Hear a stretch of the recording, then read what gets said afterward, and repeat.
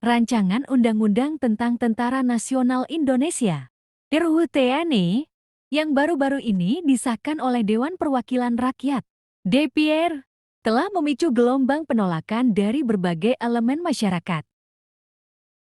Penolakan ini datang dari kalangan mahasiswa, akademisi, hingga organisasi masyarakat sipil yang menilai bahwa revisi tersebut berpotensi mengancam prinsip supremasi sipil dan menghidupkan kembali duifungsi TNI yang pernah berlaku di masa Orde Baru.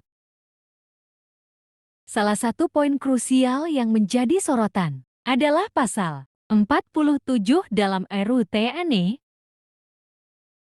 Pasal ini memungkinkan prajurit TNI aktif menduduki jabatan di lembaga sipil yang dianggap dapat mengikis batas antara ranah militer dan sipil.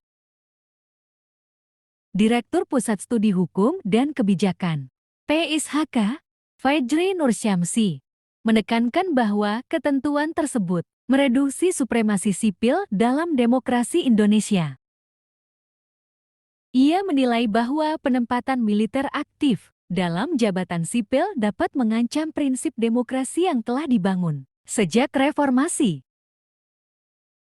Selain substansi yang kontroversial, proses pembahasan RUU TNI juga mendapat kritik tajam karena dianggap tidak transparan dan minim partisipasi publik. Perwakilan Koalisi Masyarakat Sipil Reformasi Sektor Keamanan, Satya, menyatakan bahwa pembahasan revisi Undang-Undang TNI cacat konstitusional dan tidak melibatkan partisipasi publik yang memadai. Ia menilai bahwa proses tersebut tidak transparan dan akuntabel, sehingga mengecewakan masyarakat. Penolakan terhadap RUU TNI tidak hanya datang dari kalangan aktivis dan mahasiswa, tetapi juga dari akademisi. Di Universitas Gadjah Mada, UGM, dosen dan mahasiswa menggelar aksi menolak RUU TNI. Mereka menuntut pemerintah dan DPR membatalkan revisi Undang-Undang TNI yang dianggap tidak transparan dan mengabaikan suara publik. Dosen Fakultas Hukum UGM, Dr. Herlambang Wiratman, menyebut bahwa RUU TNI ini mengikis supremasi sipil dalam demokrasi dengan memasukkan militer dalam jabatan-jabatan sipil.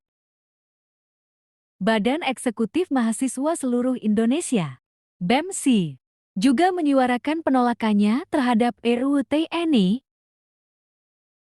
Mereka menilai bahwa RUU ini membangkitkan trauma masyarakat terhadap masa lalu, era Orde Baru yang kelam.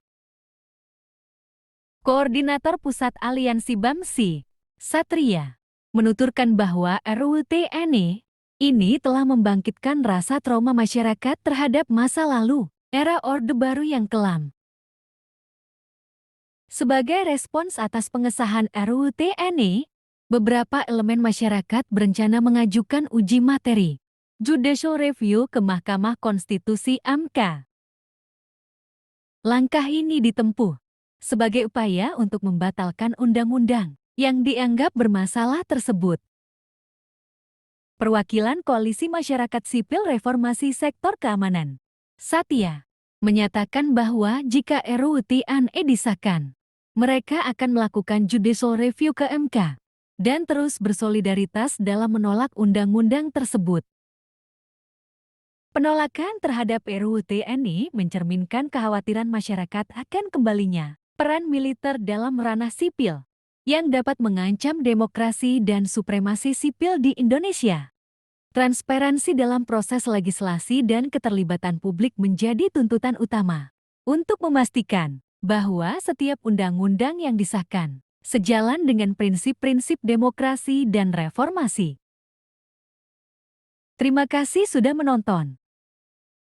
Jangan lupa like, comment, share, dan subscribe.